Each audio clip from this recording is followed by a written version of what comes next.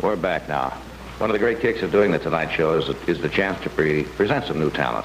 And I'm glad you're in a crazy mood tonight, because this is a young man that we discovered at one of our regularly scheduled auditions. This is his first appearance on television. He's very clever, somewhat warped.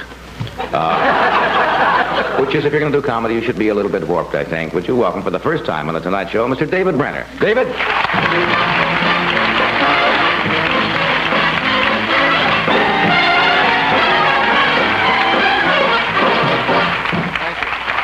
Warped. I saw something interesting the other day. I was driving in New Jersey, and I got lost, and I always get lost in New Jersey. That whole state looks the same to me. Well, I think they have 7 people and 9 trees, and they keep moving it down the road. And you know how a man is, a male ego, when you get lost? A man, when he's driving a car with a woman, will never admit that he's lost. He'd rather have his left hand suddenly turn into a foot. Boom! Who's lost? What lost? What do you get me lost? I know exactly where we are. We're east of the Mississippi. And I'm the same way. I hate to ask for directions. So embarrassing. Whenever I ask anyone for directions, no matter what he looks like or how he's dressed, I always roll down the window and call him sir. He could be standing there picking his nose with a broom.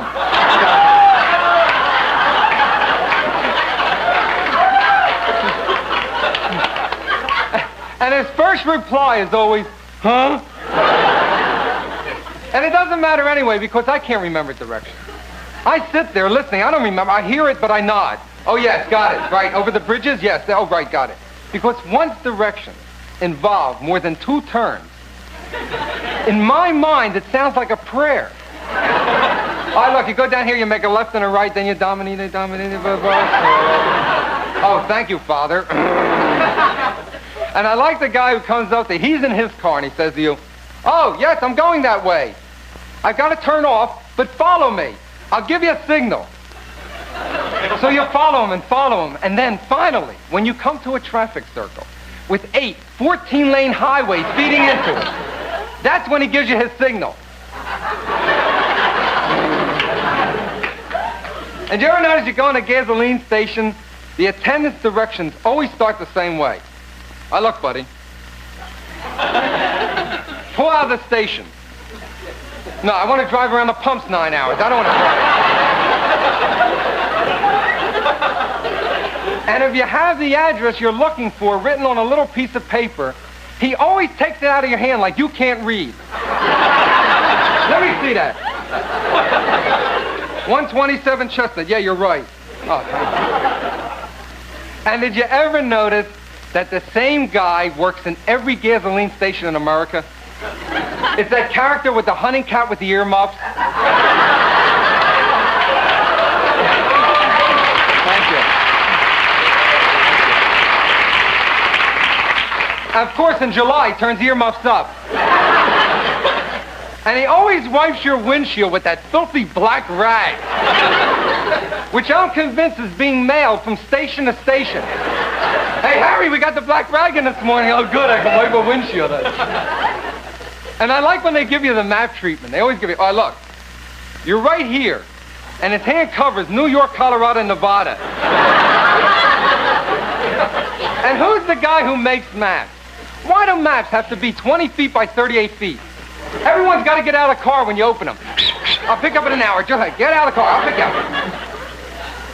When I'm lost, what I do is I pull into a small town for directions, because the nicest, friendliest people in America live in small towns. But sometimes I don't understand what they're saying to me. Like they'll give you, look, drive up yonder a piece. It's about a hoop and a holler. And make a left at the house where Elmer Bodie died. Elmer Bodie's dead, I'll be dipped. I didn't.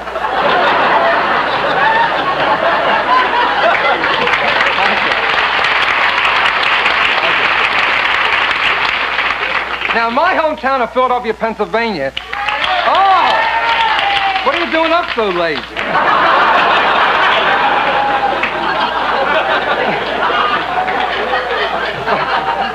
But in their hometown of Philadelphia, Pennsylvania, everything's named after Benjamin Franklin. Look, you go over to Benjamin Franklin Bridge, out the Benjamin Franklin Parkway, past the Benjamin Franklin Motel. You can't miss it. It's shaped like a giant kite with a string and a key. And in Los Angeles, you better know your directions, because there's no one to ask. No one walks in L.A. It's against the law to walk the streets. You get arrested for walking. What are you doing, that man over there moving his legs like that? What are you, a pervert? Get him in the way.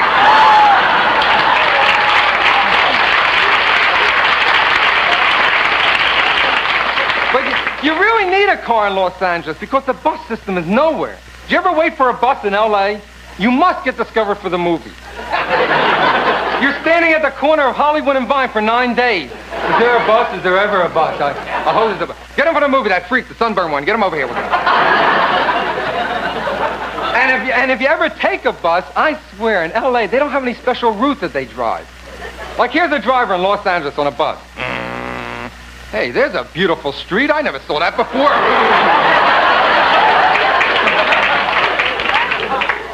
But the best place in America to get directions right here in New York City. No matter who you ask, it's true. No matter who you ask, you always get the same directions and you can always understand them. Excuse me, could you tell me how to get to 58th and Lexington? No, what do I look like? An information for everything I need? Thank you very much.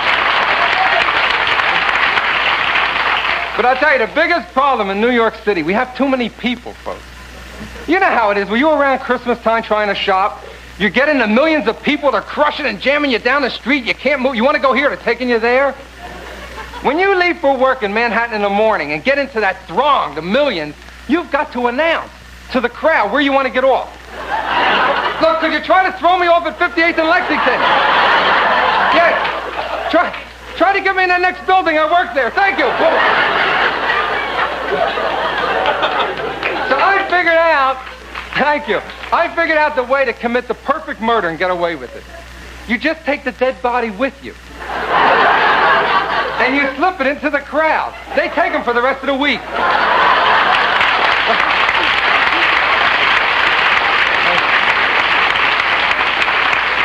Right, can you see that? All of a sudden the crowd picks him up. There he goes in a Macy's department store. Up the escalator, backwards through women's lingerie. Boom, outside, down the street past Cook's Funeral Home where they offer him a job as a sign. Boom, he gets thrown in the Army Induction Center where he's classified 1A.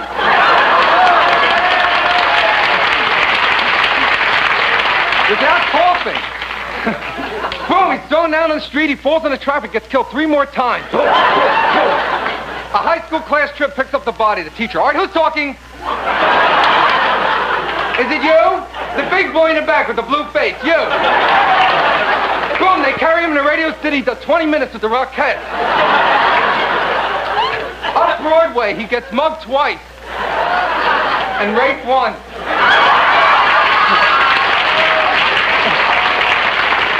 Finally, the body is picked up and carried and thrown onto a 6th Avenue subway. Boom, a cop sees him. Hey, Harry, look at that guy. Weird, huh? Standing on his head, holding a strap with his foot. But we can't do anything unless he spits, smokes, or carries a lighted pipe.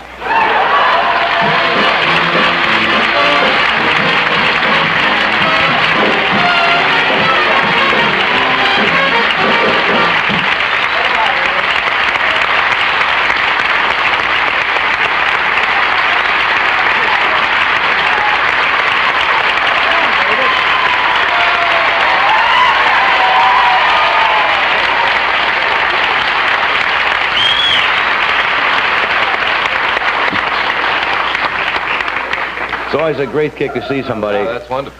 appear for the first time in front of a national audience and do that well. You're really rooting for him. And I don't think David was going to come back. He says, I did good. Why should I come back?